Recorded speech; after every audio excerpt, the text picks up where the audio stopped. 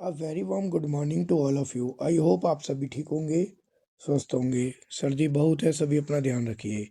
आज मैं again class 12th first book political science contemporary world politics की book को लेकर आया हूँ आपके सामने। उसके इम्पोर्टेंट टॉपिक्स और क्वेश्चन देखिए। ये कुछ क्वेश्चन है और इसके साथ मैं आपका आंसर्स भी डिस्कस करूंगा कि एक बच्चे को, हमने कई बच्चों को क्वेश्चंस दिए कि जो सॉल्व करके अपने घर से हमारी ऑफलाइन कोचिंग में, ऑनलाइन कोचिंग में भेज रहे हैं। जो ऑनलाइन कोचिंग में भेज रहे हैं अपने घर से सॉल्व करके, उसका एक पेपर भी आपके साथ डिस्कस करने जा रहा हूँ मैं। वीडियो थोड़ी लंबी होगी पर आपको देखने में कुछ फ़ायदा हो अवश्य होगा। देखिए, जैसे कि इस बुक के अंदर जितने चैप्टर है सभी कुछ क्वेश्चन लिखे हैं, आप ध्यान से देख लीजिए और आपको बोर्ड में इसमें से दिखने वाले हैं। केवल 2025 वाले एग्जाम में ही नहीं, आगे अपकमिंग एग्जाम में भी यही ट्रेंड रहता है। अगर ट्रेंड चेंज होगा तो मेरे चैनल पे अपडेट होता रहेगा। आप कभी भी इस वीडियो को देखेंगे तो इंपॉर्टेंट क्वेश्चन इन चैप्टरों से यही रहते हैं। पहला, the end of wild politics, what is bipolarity and how it is responsible for cold war. Give the statement and example to support your answer. इसमें आपको बताना है 1945 से 1990 वाले पीरियड, फिर किस तरीके से उनमें आइडियोलॉजिकल डिफरेंस था, फिर उसके वजह से क्यूबन मिसाइल क्राइसिस जो इवेंट्स हुए थे वो वॉर क्यों ख़त्म हुआ। आपको एंड बाय पॉलिटी तक लाना है वहाँ पर आपको, फिर उसके बाद ग्लोबलाइजेशन तक इसको वाइंड अप करना है। इस क्वेश्चन में मेन पॉइंट ये रहेंगे। Second important most topic, what is Soviet system, यानी सोशलिज्म क्या था, उसकी मेरिट्स और डीमेरिट्स आपको बताना होगा। इसमें सोवियत सिस्टम जो था यूएसएसआर ने अडॉप्ट किया था, क्यों किया था, वहाँ किस तरह का पैटर्न था, क्लोज इकोनॉमी थी, ठीक है, और everything was provided by the government. ये सब चीज़ें इंक्लूड करनी है। मेरिट करना है, वहाँ पे डीमेरिट्स बताने हैं उनके।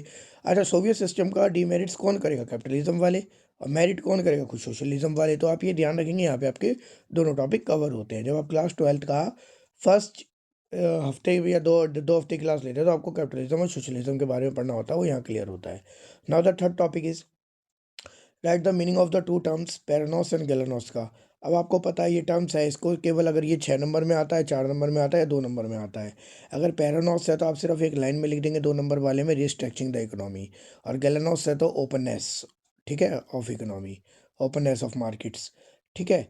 आप इतना लिख देंगे। अगर इससे ज़्यादा ये 4 नंबर में दिखता है, 6 नंबर में दिखता है, तो फिर आपको पूरा बताना पड़ेगा मिखाइल गोर्बाचोव ने ये क्यों लाए, यूएसए के कंपैरिजन किया, टेक्नोलॉजी में इकोनॉमी को स्लोली स्लोली ओपन किया, ओपन डोर पॉलिसी अपनाई, और ये सब ये लाके इकोनॉमिक रिफॉर्म्स किया ताकि जो यूएसएसआर था वो भी अमेरिका की तरह कंपैरेटिवली बेस्ट बन सके। तो ये क्वेश्चन हुआ, और इसमें आगे आप अपने पॉइंट लिख सकते हैं। हर क्वेश्चन के साथ इंट्रोडक्शन कंक्लूजन जरूर होना चाहिए, मेन पॉइंट्स के साथ। पहले introduction, main points, conclusion. Now disintegration of Soviet system, यानी यूएसएसआर का कारण कि आर्म्स रेस था, ठीक है, इकोनॉमी स्टेगनेंट थी, न्यू माफिया वार इमर्ज हो रहे थे, करप्शन हाई लेवल का था, ठीक है।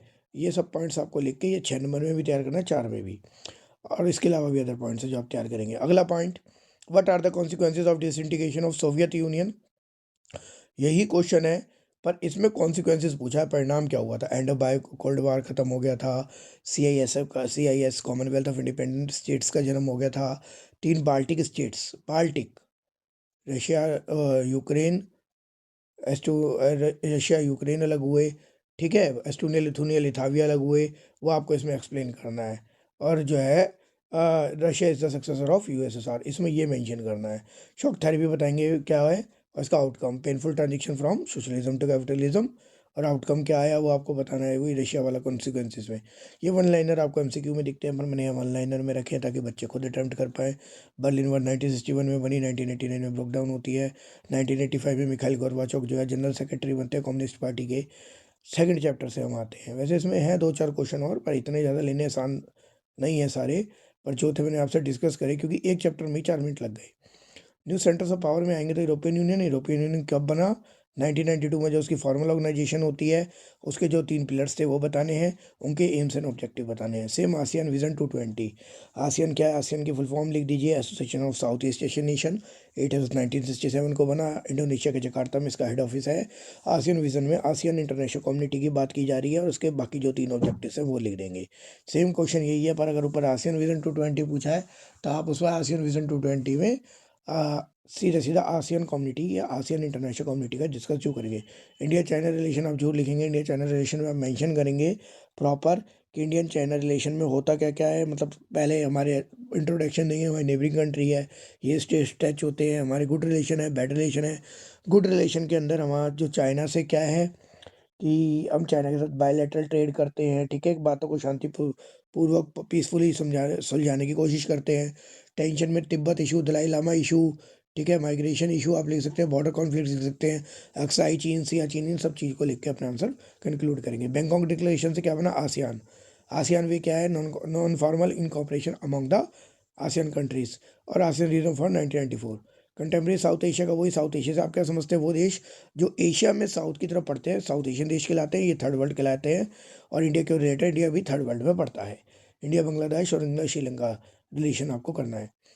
तो इंडिया श्रीलंका में तो एथनिक कॉन्फ्लिक्ट वाला है, और उसमें से जरूर 100% आपका कार्टून आता ही आता है। तो आप उसको जरूर क्या करेंगे। इंटरनेशनल ऑर्गेनाइजेशन में यूएनओ की फुल फॉर्म क्यों बना, ठीक है, कब बना, किस कॉन्फ्रेंस से बना, उसकी आलोचना, क्रिटिकल रोल यानी यूएन की आलोचना।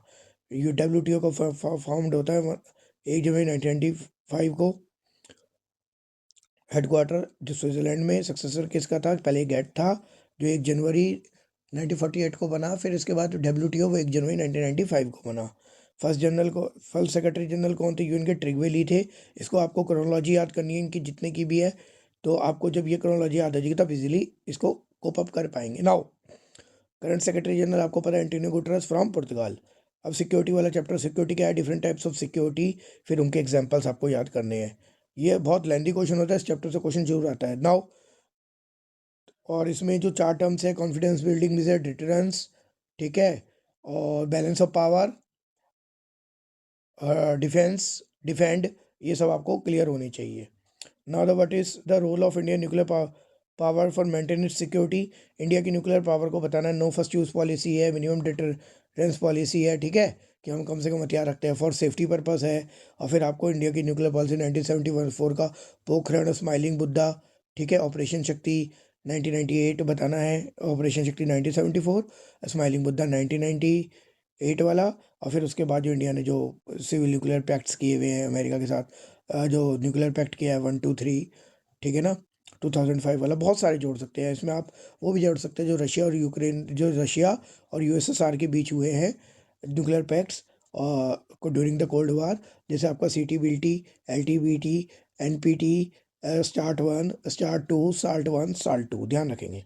CBDR वो इन्वायरमेंट से चैप्टर है। काउंट पर डिफरेंशिएटेड रिस्पॉन्सिबिलिटी, जितना जितना जितना ज़्यादा लॉस किया है वो उतना ज़्यादा उसको कंपनसेट करेगा। और developing countries like India, like third world countries, उनके बजाय पैसे, टेक्नोलॉजी और मनी का डिमांड करती है कि आप उसे कंपनसेट करो। इसका एग्जांपल है, पहले हम 100 वाट के बल्ब यूज़ करते थे, फिर हम CFL पे आए, आज LED बल्ब पे आ चुके हैं। तो this are the technological transfer from the developing countries to develop countries from develop countries to developing countries. Develop countries ने पैसा और टेक्नोलॉजी डेवलपिंग कंट्रीज को ट्रांसफर करी है उनके डेवलपमेंट के लिए। Now explain environmental movement, Narmada Bachao करो, सर्वदा नर्मदा बचाओ बताओ, एपी को बताओ, चिपको मूवमेंट बताओ, इसमें इनके लीडर्स बताओ, उन्होंने क्या किया, क्यों किया, पूरा इंसिडेंट बताओ, स्वच्छ भारत अभियान बताओ इसमें। रिसोर्स जियो पॉलिटिक्स, जो यूक्रेन और फिलिस्तीन को लेकर लड़ाई हुई है अभी, इसराइल और फिलिस्तीन वाली है, ये रशिया यूक्रेन वाली है।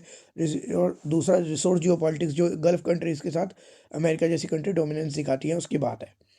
Now the what is the concept of globalisation क्या है, उसका परिणाम क्या हुआ, कल्चरल है, इकोनॉमिक है, सोशल है, ठीक है, इन सब की बात करेंगे। उसका परिणाम किस तरह हो रहा है, rich became richer, poor became poor, how, with example लिखना है आपको। रोल ऑफ MNC TNC लिखना है, ठीक है, चीप लेबर का लिखना है डेवलपिंग कंट्रीज में।